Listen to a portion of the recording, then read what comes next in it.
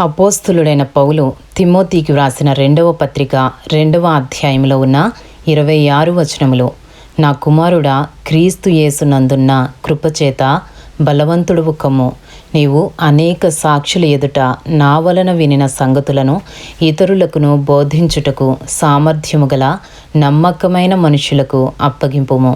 క్రీస్తు యేసు యొక్క మంచి సైనికుని వలె నాతో కూడా శ్రమను అనుభవించుము.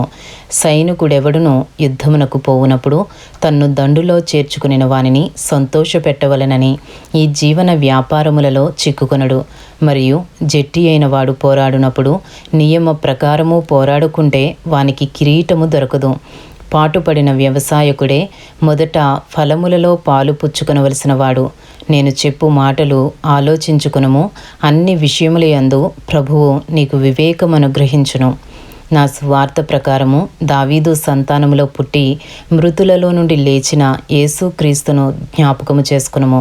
నేను నేరస్తుడనై ఉన్నట్టు ఆ సువార్త విషయమై సంఖ్యలతో బంధింపబడి శ్రమపడుచున్నాను. అయినను దేవుని వాక్యము బంధింపబడి ఉండలేదు. అందుచేత ఏర్పరచబడిన వారు నిత్యమైన మహిమతో కూడా క్రీస్తు యేసు నందలి రక్షణ పొందవలెనని నేను వారి కొరకు సమస్తము ఓర్చుకొనుచున్నాను. ఈ మాట నమ్మదగినది. ఏదనగా మనం ఆయనతో కూడా చనిపోయిన వారమైతే ఆయనతో కూడా బ్రతుకుదుము. సహించిన వారమైతే ఆయనతో కూడా ఏలుదుము. ఆయనను ఎరుగమంటే మనలను ఆయన ఎరుగనను.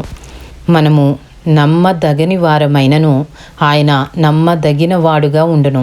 ఆయన తన స్వభావమునకు విరోధముగా ఏదియూ చేయలేడు. వినువారిని చెరుపుటకే గాని మరి దేనికిని పనికిరాని మాటలను గూర్చి వాదము పెట్టుకునవద్దని ప్రభువు ఎదుట వారికి సాక్ష్యమిచ్చుచు ఈ సంగతులను వారికి జ్ఞాపకము చేయుము. దేవుని ఎదుట యోగ్యునిగాను సిగ్గుపడనక్కరలేని పనివానిగాను సత్యవాక్యమును సరిగా ఉపదేశించువానిగాను నిన్ను నీవే దేవునికి కనుపరుచుకొనుటకు జాగ్రత్తపడుము. అపవిత్రమైన వట్టి మాటలకు విముఖుడవై ఉండుము. అట్టి మాటలాడువారు మరీ ఎక్కువగా భక్తిహీనులగుదురు. కొరుకు పుండు ప్రాకినట్టు వారి మాటలు ప్రాకును. వారిలో హుమెనైను ఫిలేతును ఉన్నారు. వారు పునరుద్ధానము గతించెనని చెప్పుచు సత్యము విషయము తప్పిపోయి కొందరి విశ్వాసమును చెరుపుచున్నారు. అయినను దేవుని యొక్క స్థిరమైన పునాది నిలకడగా ఉన్నది. ప్రభువు తన వారిని ఎరుగును అనునదియు, ప్రభువు నామమును ఒప్పుకును ప్రతివాడును దుర్నీతి నుండి తొలగిపోవలెను అనునదియు దానికి ముద్రగా ఉన్నది. గొప్ప ఇంటిలో వెండి పాత్రలను బంగారు పాత్రలను మాత్రమే గాక కర్రవియు మంటివియు కూడా ఉండును. వాటిలో కొన్ని ఘనతకును కొన్ని ఘనహీనతకును వినియోగింపబడును.